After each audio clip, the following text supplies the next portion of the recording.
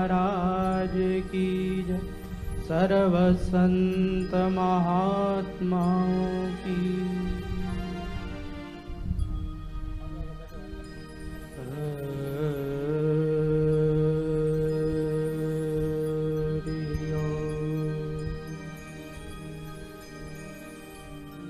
ओम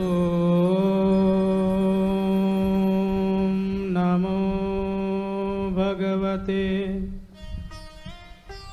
श्रीवासुदेव।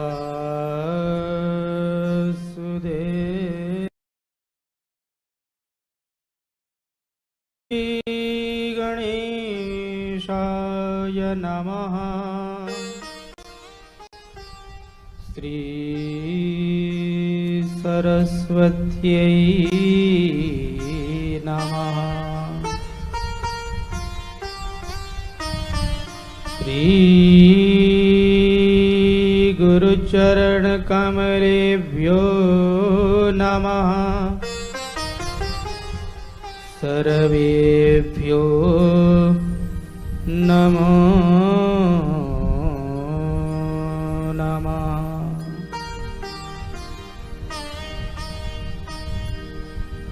वंशी विभूषितकरान्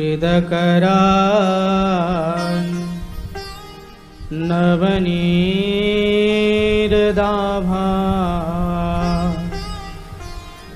पीताम्बरा धरुणबिम्बफलाधरोष्ठा पूर्णेन्दुसुन्दरमुखात् अरविन्दनेत्रा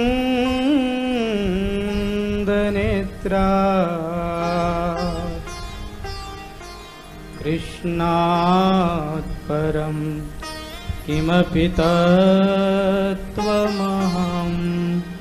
न जाने। कृष्ण त्वदीयपदपङ्कज पञ्जरान्ते अद्यैव मे विशतु मानसराजहंसः।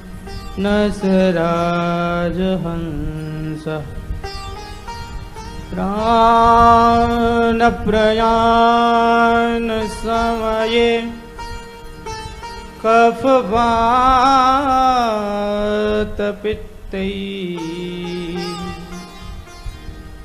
कण्ठावरोधनविधौ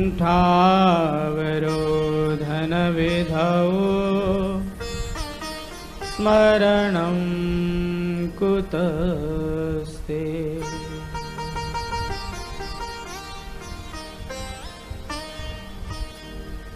वक्रतुण्डमहाकाय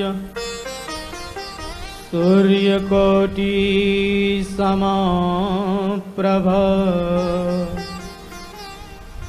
निर्विघ्नं कुरु मे देव सर्वकार्येषु सर्वदा।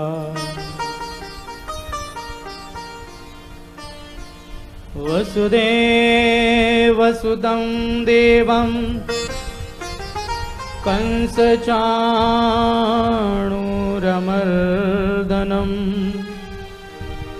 देवकी परमानन्दं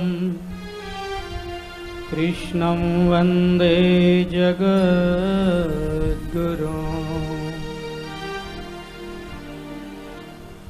परब्रह्म सद्गुरु प्रणम्य उन्हीं सब संत नमो।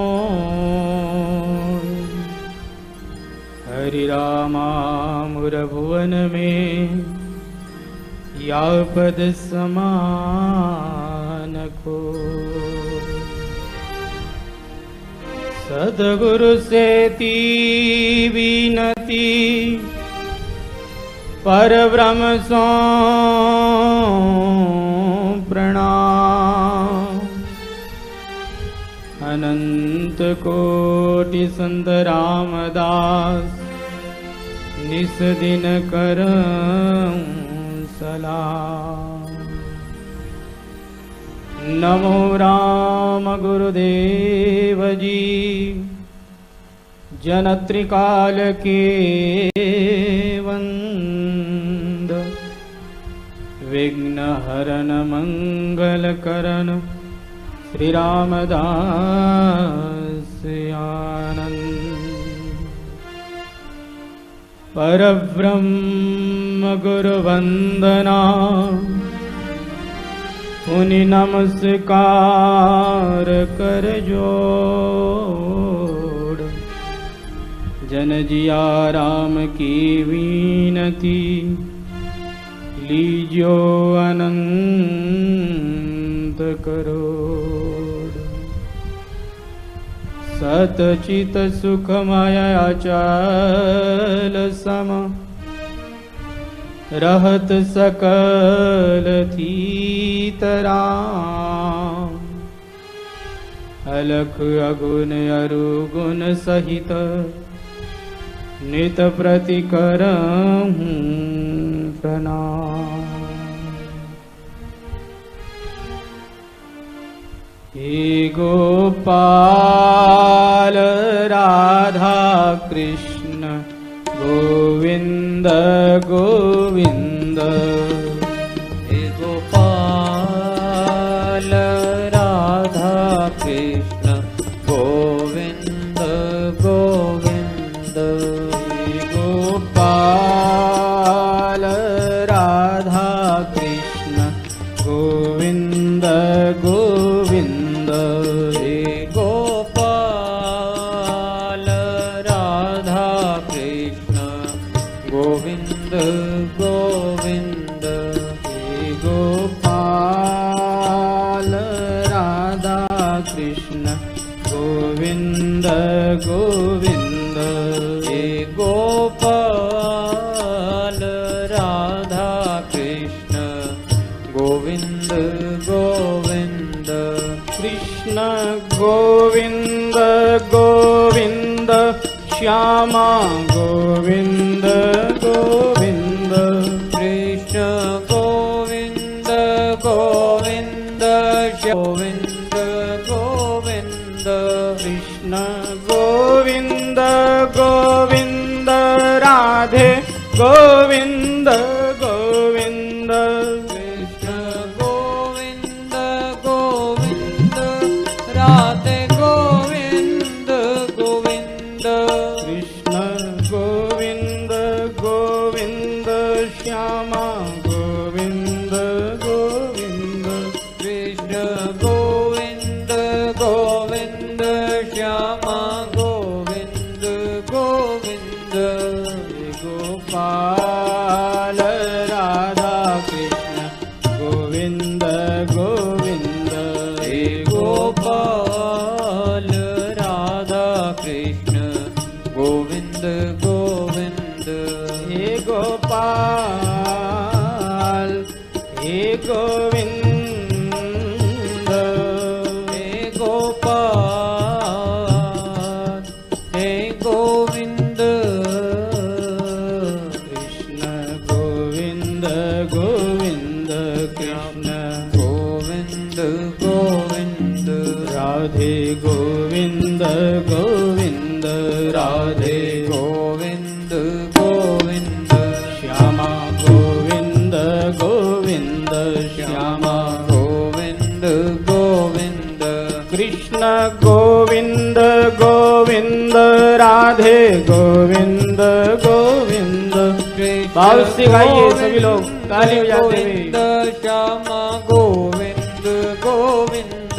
कृष्ण गोविंद गोविंद, राधे गोविंद गोविंद। कृष्ण गोविंद गोविंद, श्यामा गोविंद गोविंद। कृष्ण गोविंद गोविंद, राधे गोविंद गोविंद। कृष्ण गोविंद गोविंद, श्यामा गोविंद गोविंद। हे गोपाल राधा कृष्ण गोविंद गोविंद। हे गोपाल राधा कृष्ण गोविंद गोविंद। हे गोपाल राधा कृष्ण गोविंद गोविंद। हे गोपाल राधा कृष्ण गोविंद गोविंद। हे गोपाल हे गोविंद हे गोपाल हे गोविंद कृष्ण गोविंद गोविंद कृष्ण गोविंद गोविंद राधे गोविंद गोविंद राधे गोविंद गोविंद कृष्ण गोविंद गोविंद श्यामा गोविंद गोविंद कृष्ण गोविंद गोविंद श्यामा गोविंद गोविंद कृष्ण गोविंद गोविंद राधे गोविंद गोविंद कृष्ण गोविंद गोविंद राधे गोविंद गोविंद कृष्ण गोविंद गोविंद श्यामा गोविंद गोविंद कृष्ण गोविंद गोविंद श्यामा गोविंद गोविंद हे गोपाल राधा कृष्ण गोविंद गोविंद हे गोपाल राधा कृष्ण गोविंद गोविंद हे गोपाल राधा कृष्ण गोविंद गोविंद हे गोपाल राधा कृष्ण गोविंद गोविंद कृष्ण गोविंद गोविंद कृष्ण गोविंद गोविंद राधे गोविंद गोविंद राधे गोविंद गोविंद कृष्ण गोविंद गोविंद कृष्ण गोविंद गोविंद राधे गोविंद गोविंद राधे गोविंद गोविंद कृष्ण गोविंद गोविंद श्यामा गोविंद गोविंद कृष्ण गोविंद गोविंद श्यामा गोविंद गोविंद कृष्ण गोविंद गोविंद राधे गोविंद गोविंद कृष्ण गोविंद गोविंद राधे गोविंद गोविंद कृष्ण गोविंद गोविंद श्यामा गोविंद गोविंद कृष्ण गोविंद गोविंद श्यामा गोविंद गोविंद हे गोपाल राधा कृष्ण गोविंद गोविंद हे गोपाल राधा कृष्ण गोविंद गोविंद हे गोपाल राधा कृष्ण गोविंद गोविंद हे गोपाल राधा कृष्ण गोविंद गोविंद हे गोपाल हे गोविंद हे गोपाल हे गोविंद कृष्ण गोविंद गोविंद कृष्ण गोविंद गोविंद राधे गोविंद गोविंद राधे गोविंद गोविंद कृष्ण गोविंद गोविंद कृष्ण गोविंद बोलिए वृंदावन बिहारी लाल की जय श्री भक्तवत्सल भगवान की जय अनंत कोटि ब्रह्मांड नायक सच्चिदानंद घन स्वरूप सर्वाधार सर्वांतर्यामी अकारण करुणा वरुणालय शरणागत वत्सल दीन वत्सल भक्तवांछा कल्पतरु तड़िद्युत विनिंदित पीताम्बरधारी भगवान श्री कृष्ण एवं उनकी आह्लादिनी शक्ति उनकी प्रेमा शक्ति श्री राधा रानी के श्री चरण कमलों में सादर कोटिशः नमन। भगवान को प्राप्त हुए संत महापुरुषों के श्री चरण कमलों में सादर कोटिशः नमन। और इस धराधाम को हम प्रणाम करते हैं, इस भूमि को हम प्रणाम करते हैं जिस भूमि पर परमहंस महापुरुषों ने तप किया, भजन किया। सूरसागर राम द्वारा की ये पावन भूमि, पवित्र भूमि, तपोभूमि, इस तपोभूमि को हम बारंबार नमन करते हैं, प्रणाम करते हैं। जिन जिन महापुरुषों ने यहाँ पर तप किया, भजन किया, उन सभी महापुरुषों के श्री चरण कमलों में साष्टांग दंडवत प्रणाम। सूरसागर राम द्वारा के स्थानाधिपति परमहंस श्री राम प्रसाद जी महाराज एवं मंच पर विराजमान संतगण,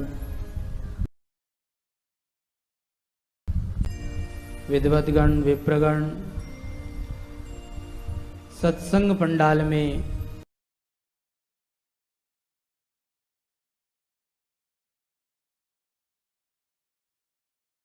प्रेममयी मातृशक्ति का हार्दिक अभिनंदन। और इस संत वाणी चैनल के माध्यम से जो भी YouTube पर इस कथा का इस चातुर्मास सत्संग का श्रवण कर रहे हैं उन सभी को राम जी राम। बड़ा ही सौभाग्य है कि हम लोग ये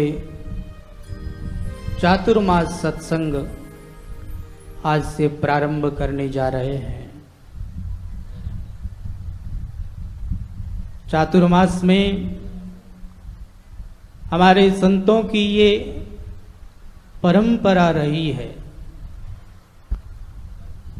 चातुर्मास लगते ही संत महापुरुष जहाँ होते हैं वहीं पर बैठ करके राम भजन करते हैं और इन संसारी प्राणियों को भगवान की चर्चा सुना करके, भगवान की कथा सुना करके, सत्संग के माध्यम से, राम भजन के माध्यम से भगवान में लगाते हैं, जिससे हमारा समय तो सार्थक होता ही है। अगर हम संत महापुरुषों के बताए मार्ग को अपना करके उसके अनुसार चलने लग जाए, सत्संग की बातों को जीवन में उतार लेवें, तो हमारा यह मानव जीवन सफल हो जाता है। जिस उद्देश्य के लिए हमें ये मानव जीवन प्राप्त हुआ है, उस उद्देश्य की प्राप्ति हो जाती है। संत महापुरुषों का यही कहना है कि भगवान ने कृपा करके हमें यह मानव जीवन दिया है, तो इस मानव जीवन की अमूल्यता को समझें। यह जो हमारा मानव जीवन है, ये कितना दुर्लभ जीवन है, हमें इसे समझना चाहिए। मानव जीवन का समय बड़ा ही अमूल्य समय है। इस समय को हमें समझना चाहिए।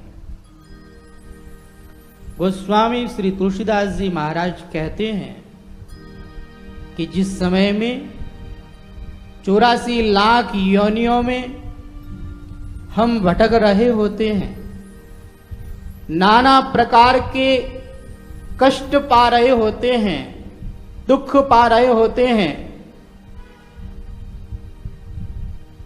उस समय में उन भगवान को हमारे पर दया आ जाती है और वो दया निधान, वो करुणा निधान भगवान हमें बीच में ही 84 लाख योनियां, उनके बीच में ही भगवान हमें मानव जीवन दे देते हैं, कृपा पूर्वक देते हैं।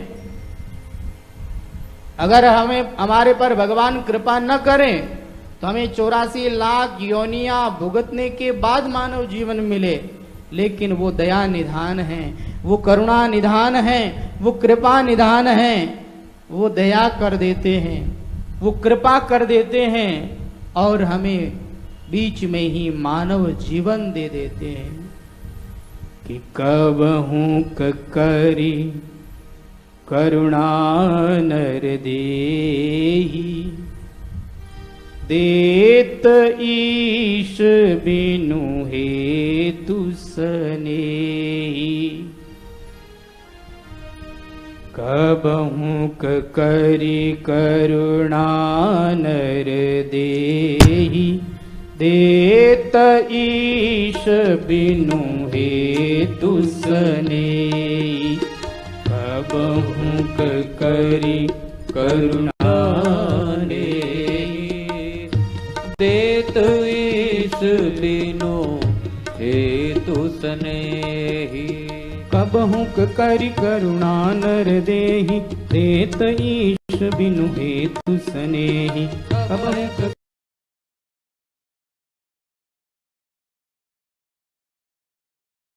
सनेहि, कबहु करि करुणा नर देहि, देत ईश बिनु हेतु सनेहि। कबहु करि करुणा नर देहि, देत ईश बिनु हेतु सनेहि। कबहु करि करुणा नर देहि, देत ईश बिनु हेतु सनेहि। बिना हेतु के स्नेह करने वाले भगवान कृपा पूर्वक हमें मानव जीवन देते हैं। किस लिए? कि हम भगवान का भजन करके, सत्कर्म करके, पुण्य कर्म करके इस पाप योनि से छुटकारा पा लेवें, 84 लाख योनियों से छुटकारा पा लेवें, सुख और दुख से ऊपर उठ जावें और उस आनंद की प्राप्ति कर लेवें। इसलिए भगवान हमें मानव जीवन देते हैं। लेकिन यह मानव जीवन प्राप्त करके भी हम सचेत नहीं होते, हम सावधान नहीं होते हैं। यहाँ आकर के गृहस्थ के पंपाल में हम पड़ जाते हैं, गृहस्थ के जंजाल में हम पड़ जाते हैं। छोटा सा बालक उसी समय में उसकी धीरे धीरे परिवार में आसक्ति हो जाती है। परिवार वाले बता देते हैं ये तुम्हारे माता, ये तुम्हारे पिता, ये तुम्हारे भाई, ये तुम्हारी बहन। बस धीरे धीरे करके मोह जाल में पड़ जाते हैं। ये परिवार मेरा, ये सगे संबंधी मेरे, ये कुटुंब मेरा, और इस तरह से इस कुटुंब के जंजाल में पड़ जाते हैं। और इस कुटुंब के जंजाल में पड़ करके उन परमात्मा को तो हम भूल ही जाते हैं जिस भगवान ने हमें कृपा करके ये मानव जीवन दिया। संत महापुरुषों का यही कार्य है। संत महापुरुष चातुर्मास सत्संग के द्वारा हमें सचेत करते हैं, सावधान करते हैं। अरे भैया, ये मानव जीवन तुम्हें किस लिए मिला है? इस मानव जीवन के उद्देश्य को समझो। चातुर्मास सत्संग का एक ही उद्देश्य होता है कि हमें अपनी भूल का एहसास दिलाएं, हमें भगवान में लगाएं, हम भगवान में लग जाएं, हम भगवान का भजन करने लग जाएं, हम सत्कर्म करने लग जाएं, संसार की आसक्ति को छोड़ देवें, ये संसार के मोह को छोड़ देवें। इसलिए ये चातुर्मास सत्संग होता है। इसके माध्यम से हमें भगवान में लगाया जाता है। तो हमें मानव जीवन के समय का सदुपयोग करना चाहिए। भगवान ने कृपा पूर्वक यह मानव जीवन दिया है। ये देव दुर्लभ जीवन है। देवता लोग भी चाहते हैं, देवता लोग भगवान से प्रार्थना करते हैं। भगवान के आगे हाथ जोड़ करके देवता लोग भगवान से कहते हैं कि हे भगवान, यदि आप हम पर प्रसन्न हो तो एक ही कृपा करना, क्या? कि हमें मानव जीवन प्राप्त हो जाए। और वो मानव जीवन भी कहां मिले? तो देवता लोग कहते हैं भारतवर्ष में हमें मानव जीवन मिले। देवता लोग कभी ये नहीं कहते हैं कि हमें अमेरिका में जन्म दे देना, हमें ब्रिटेन में, लंदन में जन्म दे देना, कभी नहीं कहते हैं। भारतवर्ष में ही देवता लोग मानव के रूप में ही जन्म मांगते हैं, भगवान से प्रार्थना करते हैं कि हमें मानव जीवन दें, भारतवर्ष में हमें जीवन दें, क्योंकि भारतवर्ष ही एक ऐसी पुण्य भूमि है जहां पर जगह जगह पर संकीर्तन होता है, जगह जगह पर कथा होती है, जगह जगह पर पुण्य कर्म होते हैं। ये मानव जीवन की सार्थकता को सिद्ध करने वाला देश है। यहाँ पर समझा जाता है इस मानव जीवन की सार्थकता को। ये पुण्य भूमि है, ये पवित्र भूमि है, ये महापुरुषों की भूमि है और ये भगवान के अवतारों की भूमि है। भगवान के अवतार भी इस भूमि पर हुए हैं और महापुरुषों के अवतार भी इस भूमि पर ही हुए हैं। इसीलिए हमारा ये भारतवर्ष पुण्य वर्ष है और इसीलिए देवता लोग भी चाहते हैं कि हमें भारतवर्ष के अंदर जन्म मिले, हमें भारतवर्ष के अंदर संत महापुरुषों का संग मिले और हम भगवान का भजन करें, यही देवता लोग प्रार्थना करते हैं। वैसे अगर देखा जाए तो मानव योनि से देव योनि ऊंची होती है। जैसे हम लोग सुअर को देखते हैं तो हमें सुअर से सूग आती है, हमें सुअर अच्छा नहीं लगता, सुअर हमें गंदा लगता है, सुअर से हमें गंध आती है, सुअर को हम छूना नहीं चाहते, सुअर से हम दूर रहना चाहते हैं क्योंकि सुअर गंदा होता है। इसी तरह हमारी जो यह मानव योनि है, मनुष्य योनि है, वैसे अगर देवता लोग पवित्रता की दृष्टि से देखते हैं तो हमारे शरीर से उनको गंध आती है। पवित्रता की दृष्टि से देखें तो देव योनि उच्च योनि है। हमारा ये मानव जीवन ये तो 5 तत्वों से बना हुआ है और देवताओं की जो देव योनि है वो तेज प्रधान होती है और वहां पर शुद्धता होती है, पवित्रता होती है, उनके शरीर से दिव्य सुगंध आती है, हमारे शरीर से गंध आती है। लेकिन फिर भी देवता लोग भगवान से ये प्रार्थना करते हैं कि हमें मानव जीवन मिले। तो इस मानव जीवन के अंदर क्या विशेषता है कि वो देवता लोग भी मानव योनि चाहते हैं? क्या विशेषता है इसके अंदर? कुछ न कुछ विशेषता है, तभी तो देवता लोग भगवान से प्रार्थना करते हैं कि हमें मानव जीवन मिले। तो इस मानव जीवन के अंदर विशेषता है, वो विशेषता हमें संत महापुरुष बताते हैं। क्या विशेषता है? मानव जीवन के अंदर एक ही विशेषता है कि ये मानव भगवान की भी इच्छा को पूर्ण कर सकता है, भगवान की भूख को मिटा सकता है। अब आप कहेंगे कि भगवान की क्या इच्छा है, भगवान की क्या भूख है? तो हमारे पूज्य महाराज श्री परम श्रद्धेय स्वामी श्री रामचंद्रदास जी महाराज सत्संग के अंदर कहते थे और आप सब लोगों ने भी सुना है, पूज्य महाराज श्री यहाँ सूरसागर के अंदर हमेशा आते थे। परमहंस श्री अभय रामदास जी महाराज से उनका विशेष लगाव था, विशेष प्रेम था। महाराज श्री का यहाँ चातुर्मास सत्संग भी होता था और हमेशा महाराज श्री यहाँ पर पधारते रहते थे। तो आप सब लोगों ने उनका सत्संग सुना है। पूज्य महाराज श्री कहते थे कि देखो वैसे भगवान वो पूर्ण है, भगवान के अंदर कोई किसी तरह की कमी नहीं है, पूर्ण है वो भगवान। लेकिन फिर भी उन पूर्ण भगवान के अंदर भी एक इच्छा है, एक भूख है। क्या?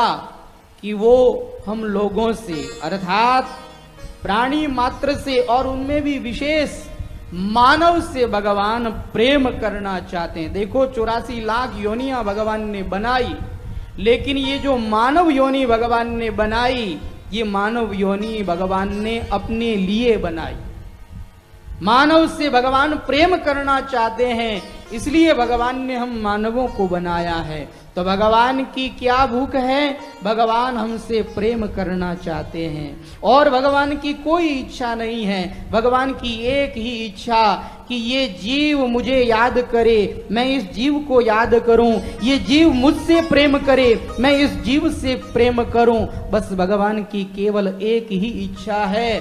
तो हम उन भगवान की इच्छा को पूर्ण कर सकते हैं जो भगवान इस जगत के मालिक हैं, जो भगवान सृष्टि रचयिता हैं, जिन भगवान से ऊपर कोई नहीं, जो सर्व समर्थ भगवान हैं। उन भगवान की इच्छा को हम पूर्ण कर सकते हैं। और उन भगवान की इच्छा क्या है? वो भगवान हमसे प्रेम करना चाहते हैं।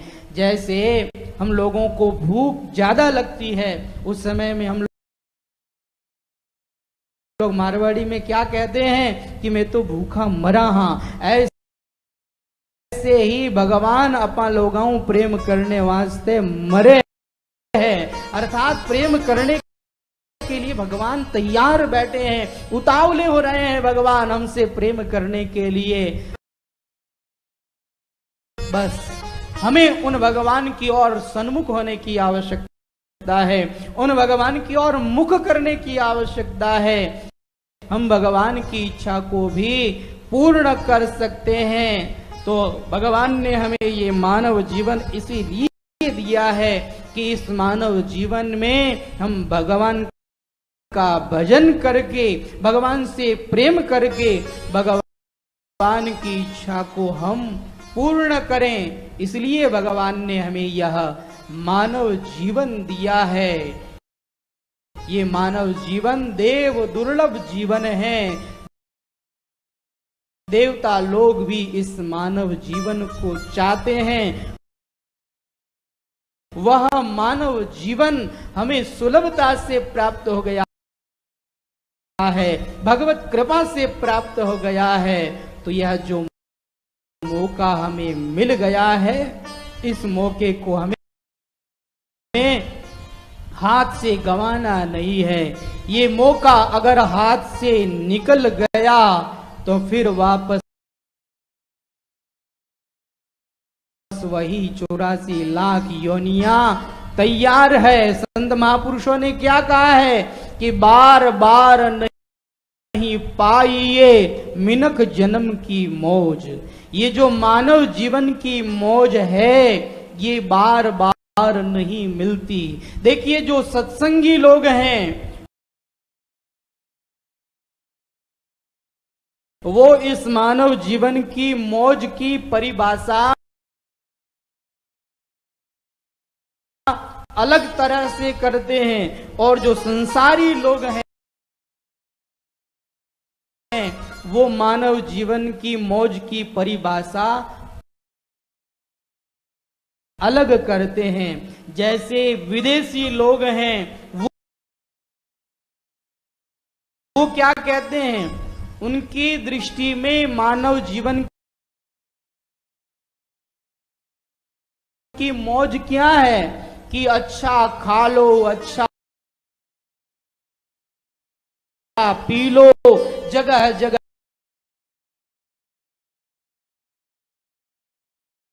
पर घूम लो, ऐश और आराम कर लो। यही मानव जीवन की मौज है, उनकी दृष्टि है ये।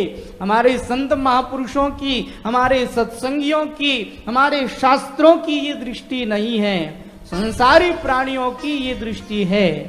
जैसे जिस समय में गुजरात के अंदर भूकंप आया था, तो आप लोगों ने सुना होगा कई वर्ष पहले भूकंप आया था, तो उस भूकंप में बड़ी बड़ी बिल्डिंगें धराशायी हो गई थी। बड़े बड़े करोड़पति लोग भी रोड पर आ गए थे, उनको भी खाने के लिए कुछ नहीं बचा था। तो ऐसा जब भूकंप आया और वो प्रकृति का प्रकोप हुआ, तो उस समय में विदेशी लोग क्या कहने लगे, विदेशी लोग कहने लगे अरे भैया कुछ पता नहीं है इस जिंदगी का, किस समय में क्या हो जाए, कब मर जाए कुछ पता नहीं है, इसलिए मौज ले लो, ऐश और आराम कर लो। वो लोग और ज्यादा भोग में प्रवृत्त हो गए, और ज्यादा संसार के अंदर प्रवृत्त हो गए।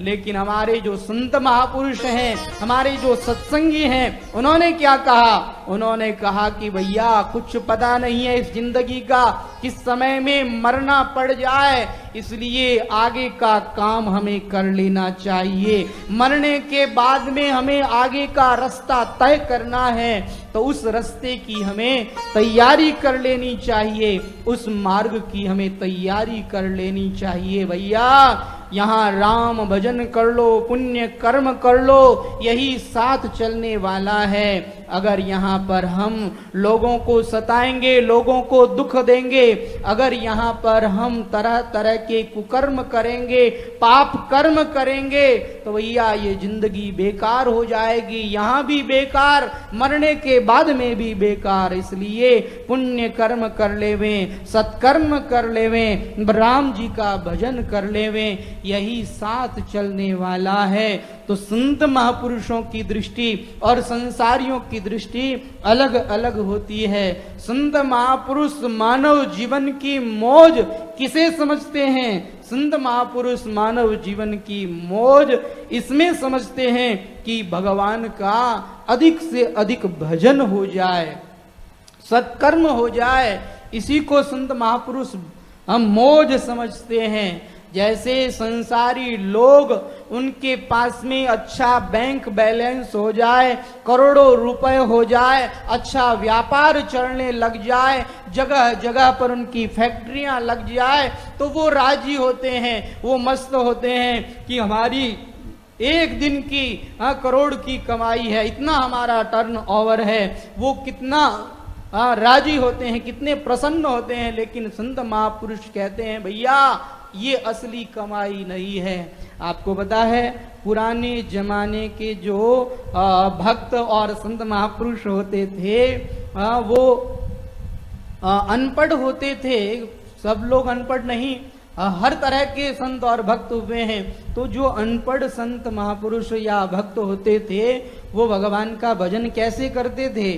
वो धान को तोल लेते थे और धान को तोल करके एक तरफ रख देते और भगवान की नाम की माला जपते थे और एक एक धान का दाना इधर रख देते और फिर कहते कि आज हमने एक शेर भगवान का भजन किया, आज हमने इतना भगवान का भजन किया।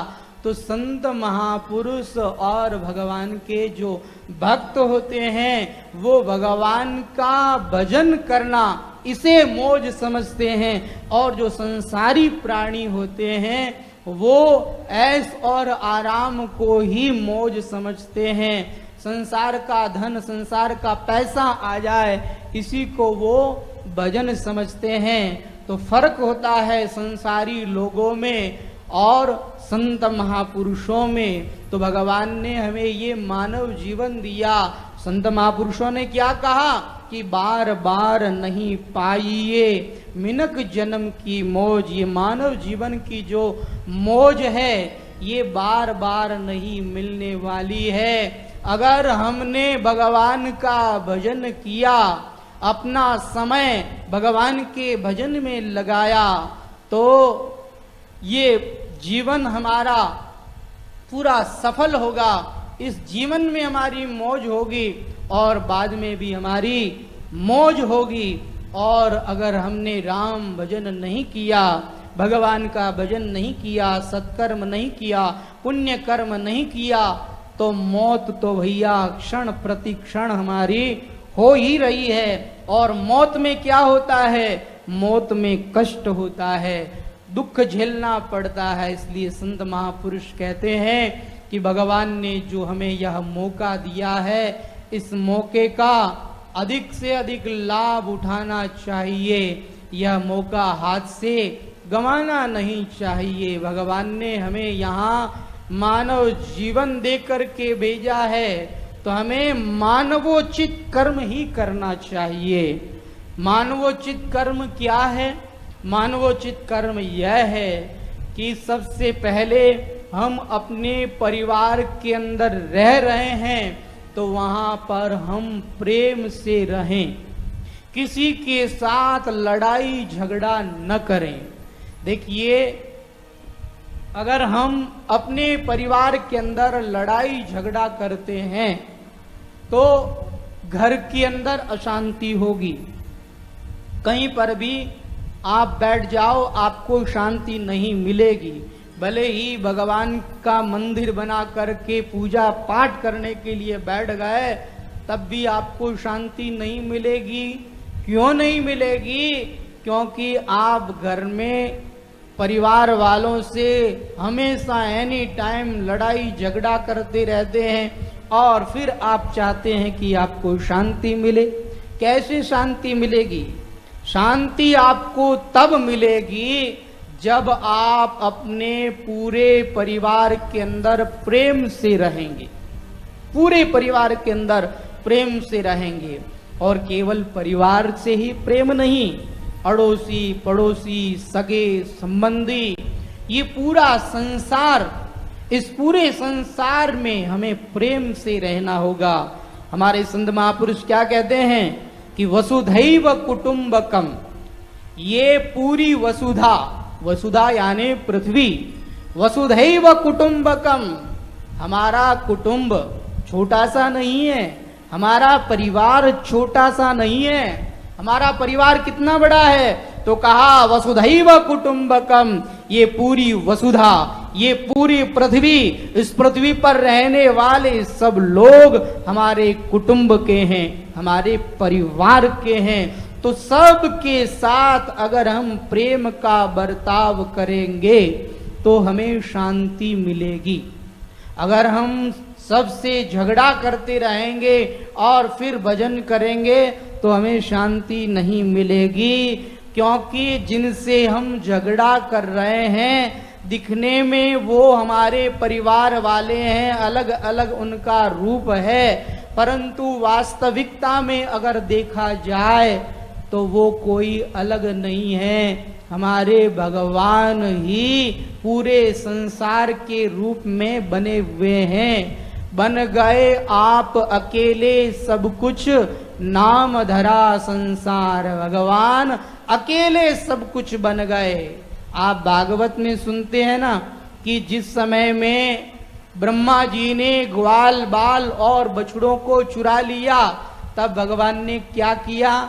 भगवान ही ग्वाल बाल और बछड़ों के रूप में बन गए। तो जैसे भगवान ने ग्वाल बाल और बछड़ों का, गायों का रूप बना लिया, ऐसे ही भगवान ने ये संसार का रूप बनाया है। ये संसार के प्राणी कोई और नहीं है, ये भी भगवान के ही रूप हैं। तो एक तरफ हम भगवान की पूजा करेंगे, दूसरी तरफ हम उन्हीं भगवान से लड़ाई झगड़ा करेंगे तो कहाँ हमारी पूजा सार्थक होगी, कहाँ हमारा भजन सार्थक होगा। तो अगर हम चाहते हैं कि हमारे जीवन में प्रेम बना रहे, हमारे जीवन में शांति बनी रहे, हम कभी भी अशांत न हो, हम सदा मस्त रहें, तो उसके लिए हमारे संत महापुरुषों ने हमें ये अचूक उपाय बताया है कि हमें सबके साथ प्रेम का बर्ताव करना चाहिए। इसीलिए हमारे संतों ने कहा है, सब सो हिल मिल चालिए नदी नाव संयोग। भैया सबके साथ हिल मिल करके चलो, प्रेम का बर्ताव करके चलो। क्यों? क्योंकि ये नदी नाव का संयोग है। यहाँ इस दुनिया में आए हैं, किस समय में आंख बंद हो जाएगी कुछ भी पता नहीं है। देखो भैया, पहले लोगों की दृष्टि इस तरफ कम थी। वैसे देख ही रहे थे कि हमारे दादा परदादा चले गए, हमें भी जाना है, लेकिन फिर भी लोगों को एक विश्वास था कि हम बूढ़े होंगे तब जाएंगे। लेकिन इस कोरोना ने तो सबको सिखा दिया कि कोई जरूरी नहीं है कि बूढ़े होंगे तब ही जाएंगे। अरे भैया, जवान जवान लोग चले गए, कुछ भी नहीं था, बिल्कुल तैयार थे, उस समय में चले गए। तो इस जिंदगी का कुछ पता नहीं है किस समय में जाना पड़ जाए।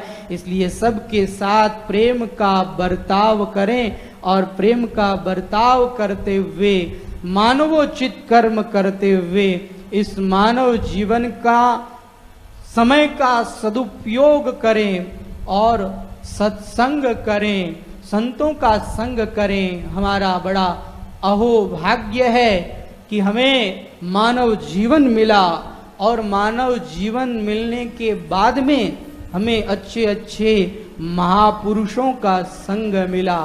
यहाँ सूर सागर रामद्वारा में कितने उच्च कोटि के महापुरुष हुए। हम लोगों ने दर्शन किया। श्री अभय रामदास जी महाराज, परमहंस श्री अभय राम जी महाराज, जिनका हम सब लोगों ने दर्शन किया। कितने विरक्त महापुरुष थे, कितने मोह रहित महापुरुष थे, जो हमेशा बस जिनके मुख से राम राम राम राम राम का सुमिरन होता ही रहता था।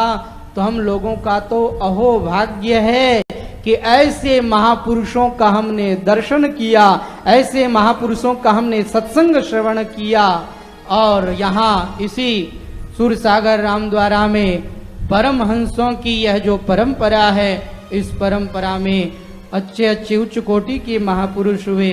और अब हमें श्री परमहंस राम प्रसाद जी महाराज का सत्संग सुनने को मिलता रहता है, आपका सानिध्य हम लोगों को मिलता रहता है। तो हम लोगों का अहोभाग्य है कि मानव जीवन देकर के भगवान ने हमें ऐसे महापुरुषों का संग दे दिया, ऐसे महापुरुषों की सन्निधि में हमें भेज दिया। बस हमें कुछ करने की जरूरत नहीं है। जैसे नाव में बैठने के बाद हमें कोई प्रयास नहीं करना पड़ता, ऐसे ही सत्संग रूपी नाव में बैठने के बाद हमें कुछ नहीं करना पड़ेगा। अपने आप ही ये महापुरुष हमें पार ले जाएंगे, भवसागर से पार ले जाएंगे और भगवान के धाम में हमें जरूर वास मिलेगा। तो हमारा यह मानव जीवन का समय, इस समय का सदुपयोग हमें जरूर करना चाहिए। चातुर्मास सत्संग इसीलिए होता है कि इस चातुर्मास सत्संग के अंदर हम अपने समय को सार्थक करें और राम भजन करके हम अपने इस मानव जीवन को सफल बनाएं। बोलिए आनंद कंद भगवान की।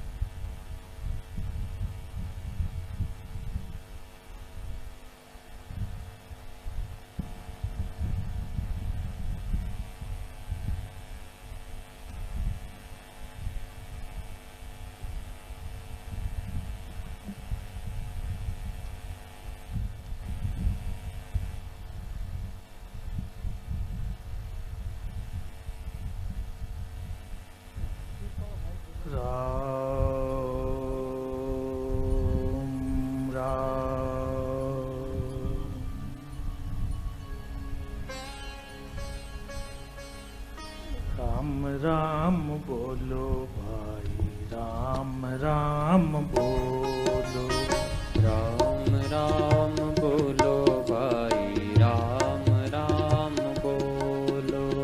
कियोड़ा करम कट जावे मारा भाईड़ा, कट जावे मारा भाईड़ा, राम राम बोलो रे। कियोड़ा करम कट जावे मारा भाईड़ा, कट जावे मारा भाईड़ा, राम राम बोलो रे।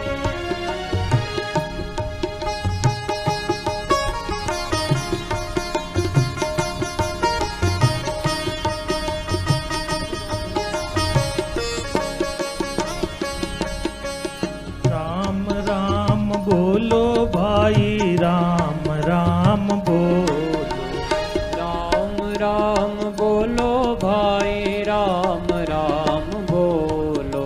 मारा कियोड़ा करम कट जावे मारा भाईड़ा, कट जावे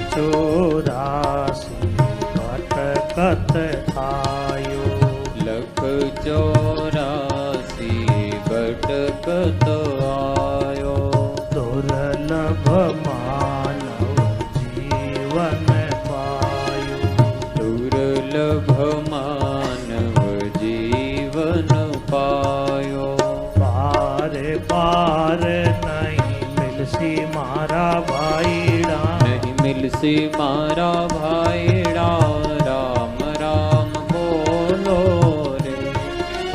राम राम बोलो भाई राम राम बोलो।